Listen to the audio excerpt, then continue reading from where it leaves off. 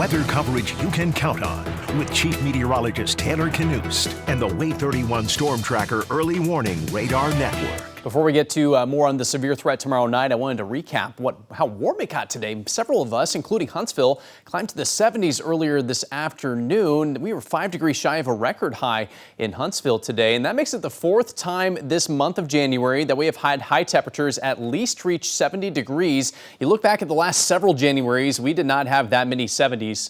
In fact, the last 4 Januaries combined had just 4 days with highs in the 70s.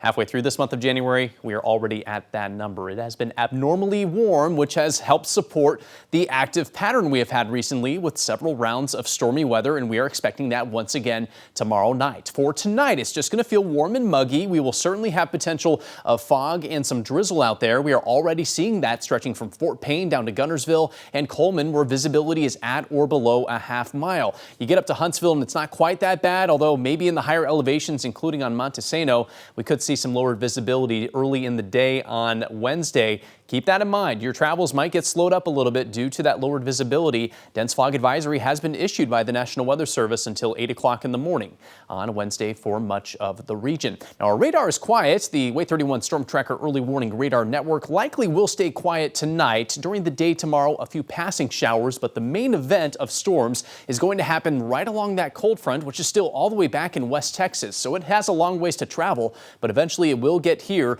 right around this time tomorrow. The main threat for severe weather will be during the daytime hours, especially tomorrow afternoon and evening to our west for the area highlighted in orange under a level 2 risk for severe storms stretching from Tennessee down to Louisiana and far east Texas. Here locally in North Alabama, most of us are under a level 1 risk. Basically, what's going to happen is what's left over from those strongest storms to our west will head our way overnight tomorrow night. Still could be strong enough to give us severe weather. The main concern there is going to be damaging straight line winds.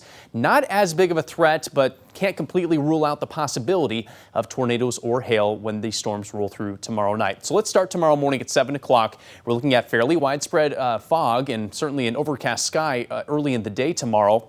Besides the drizzle, though, we should stay rain-free until tomorrow afternoon and evening when some scattered showers begin to pop up. You fast forward to about 10 o'clock, right around this time tomorrow evening. That's when the storm should start to cross the state line to the Shoals area. That's where we could see some of our strongest storms in the area is right around this time tomorrow. We'll watch out for that wind threat certainly around that time. These will approach north central Alabama close to or shortly after midnight. So Huntsville, the window for strongest storms, probably going to be between midnight and 3 or 4 a.m. These linger around the Sand Mountain area late tomorrow night. By 7 o'clock, it's probably out of here, and we should be dry as we head through the day on Thursday. Rain totals around a ½ inch. A couple spots might get a little bit more than that, closer to 1 inch, very similar to the totals we had last night. Stay tuned to Way 31. We will have an updated outlook on that severe risk starting tomorrow morning at 4:30 with Way 31 Morning News. Meteorologist Carson Meredith will keep you posted on the severe potential tomorrow night. We're going to dry out most of Thursday into Friday. Another rain chance moving our way Saturday night into Sunday this upcoming weekend.